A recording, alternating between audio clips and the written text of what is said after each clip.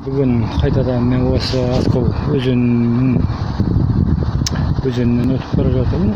Мынандай темірден жасалған өткен кезінде осындай бір көпір.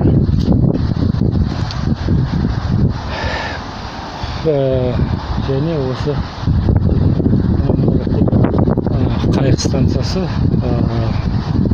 еске кесу секциясы каналымен қайтарған.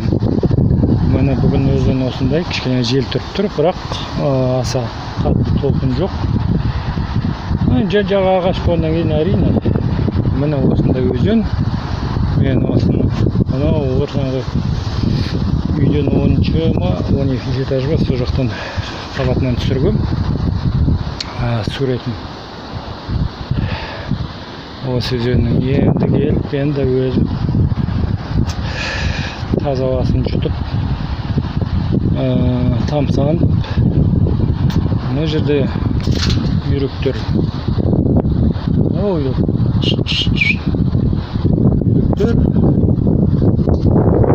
қаңғыс негізінен былай қыр тағады ғой өзен деген.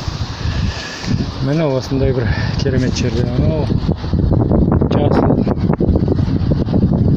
үйшіктердің арасында ол қала пляжы орталық емес, бірақ енді қала пляжының бірі деп айтуға болады. Жаздың күні шомылып осы жерге әбден жақсы демалуға болады. Ал жақсы.